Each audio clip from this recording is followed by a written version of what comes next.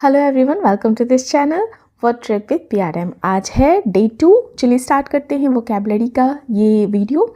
हमारा पहला वर्ड है सब्सटेंशियली। सब्सटेंशियली का अर्थ होता है काफ़ी हद तक, और सब्सटेंशियली जो वर्ड है वो उसका पार्ट्स ऑफ स्पीच होता है एडवर्ब।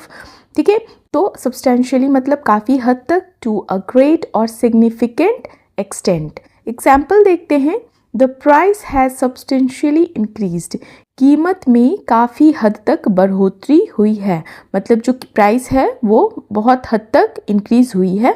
तो ऐसे हम सब्सटेंशियली वर्ड का यूज़ करते हैं। ये बहुत सारे एग्जाम्स में भी आता है। जनरली आप क्लोज टेस्ट वगैरह में देखिएगा कि उस तरीके से पूछा जाएगा। हमारा अगला वर्ड है एनेक्डोटल। एनेक्डोटल एनेक्डोटल जो पार्ट्स ऑफ स्पीच इसका होगा वो एडजेक्टिव होगा। एनेक्डोटल का अर्थ होता है अनुभवजन्य। अनुभवजन्य मतलब जो व्यक्तिगत अनुभव या छोटी कहानी पर आधारित हो, बेस्ड ऑन पर्सनल स्टोरीज और individual experiences, not on proven facts और डेटा। मतलब जब आपकी खुद की अनुभव पे बेस्ड हो, जो फैक्ट्स और डेटा पे बेस्ड नहीं हो, तो उससे आप क्या बोलेंगे? एनेक्डोटल। ठीक है, जो व्यक्तिगत अनुभव या छोटी कहानी पर आधारित हो। एग्जाम्पल देखते हैं। The report is based on anecdotal evidence. Report जो है वो व्यक्तिगत अनुभव मतलब पर्सनल इंडिविजुअल एक्सपीरियंस पे बेस्ड है, ना कि किसी फैक्ट और डेटा पर। तो इस तरह से हम एनेक्डोटल का मतलब समझ रहे हैं, अनुभवजन्य। Next one is picked up. Picked up जो हो गया ये फ्रेजल वर्ब हो गया, पिक्ड और अप। ठीक है, पिक्ड अप फ्रेजल वर्ब है और इसका अर्थ होता है धीरे धीरे सीख लेना या किसी चीज़ को धीरे धीरे गुजरते टाइम के साथ अपना लेना। सो इसका इंग्लिश मीनिंग होगा क्या, जो जनरली एग्जाम्स में पूछे जाते हैं, इंग्लिश में ही पूछे जाते हैं। टू लर्न और acquire something informally over time. ठीक है, एग्जाम्पल देखते हैं। She picked up English very quickly. उसने अंग्रेजी जो है बहुत जल्दी सीख ली, मतलब सीख ली मतलब क्या हुआ? पिक्ड अप कर ली। ठीक है, next one is inflation. Inflation जो वर्ड है ये नाउन है, इसका पार्ट्स ऑफ स्पीच। इन्फ्लेशन का अर्थ होता है महंगाई बढ़ना। ठीक है, महंगाई बढ़ना। आप अक्सर न्यूज़पेपर वगैरह में पढ़ते या सुनते होगे न्यूज़ में, इन्फ्लेशन हो गया, इस कंट्री में इन्फ्लेशन है, मतलब महंगाई बढ़ना। A general rise in prices over time. A general rise in prices over time. Example देखते हैं। Inflation affects the cost of daily necessities. महंगाई रोज़मर्रा की ज़रूरतों की लागत को प्रभावित करती है। Next one is aggregate. Aggregate again इसका पार्ट्स ऑफ स्पीच नाउन होगा। एग्रीगेट का अर्थ होता है कुल योग या समूह, मतलब कि जब छोटी छोटी सेपरेट चीज़ों का एक योग बनता है, सम बनता है, समूह होता है, तो उसे हम कहते हैं एग्रीगेट। एग्रीगेट से ही एग्रीगेशन है। ठीक है, the total amount formed by combining several separate items. The total amount formed by combining several separate items को हम क्या बोलेंगे? एग्रीगेट बोलेंगे। Example, this figures represent aggregates of national income. ये आंकड़े राष्ट्रीय आय के कुल योग को दर्शाते हैं। फाइन। अगर आपको मीनिंग समझ में आ गया है और अगर आपको उसका सेंटेंस अलग से पता है तो प्लीज़ कमेंट बॉक्स में कमेंट कीजिएगा। Next one is nuance. Nuance NUANCE। Nuance जो है ये नाउन है और इसका अर्थ होता है बारीक अंतर या बहुत छोटा सा स्मॉल डिफरेंस, सूक्ष्म अंतर जिसको कहते हैं, सूक्ष्म फर्क बोलते हैं। अ स्मॉल बट इम्पॉर्टेंट, ध्यान दीजिएगा, small but important difference in meaning और expression. Example, he missed the nuance in her tone. वह उसके लहजे की बारीक अंतर को नहीं समझ पाया। Next is sorely. Sorely SORELY। Sorely word जो है एडवर्ब है। जनरली देखिएगा कि जब भी वर्ड जो है LY से एंड होता हो वो most of the time adverb ही आता है, उसका पार्ट्स ऑफ स्पीच। ठीक है, तो सॉरली का अर्थ होता है बहुत ज़्यादा या गंभीर रूप से, सीरियस मैनर में। तो इसका इंग्लिश मीनिंग होगा टू अ सीवियर और intense degree. Specially in need और लैक। ठीक है, एग्जाम्पल देखते हैं। The team sorely needs a leader. Team को एक नेता की बहुत ज़्यादा ज़रूरत है। Next word is collapsing. Collapsing, collapsing word जो है ये एडजेक्टिव है और कोलैप्सिंग का अर्थ होता है तेजी से गिरना, गिरता या टूटता हुआ। तेजी से गिरता या टूटता हुआ। इसका इंग्लिश मीनिंग कैसे हो, क्या होगा? फॉलिंग डाउन और failing suddenly and completely.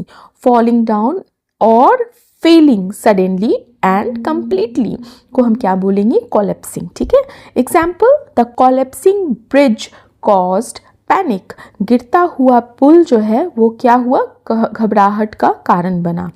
Next word is soaring. Soaring, SOARING। Soaring का पार्ट्स ऑफ स्पीच होगा एडजेक्टिव और सॉरिंग का अर्थ होता है तेजी से बढ़ता या ऊंचा उठता। तेजी से बढ़ता या ऊंचा उठता को हम सॉरिंग बोलेंगे। राइजिंग और increasing very quickly to a high level, to a high level. ठीक है, एग्जाम्पल देखते हैं। Soaring prices worried the public. Soaring prices worried the public मतलब तेजी से बढ़ती कीमतों ने जनता को वरीड कर दिया, चिंतित कर दिया। तो सोरिंग का अर्थ हुआ तेजी से बढ़ता या ऊंचा उठता।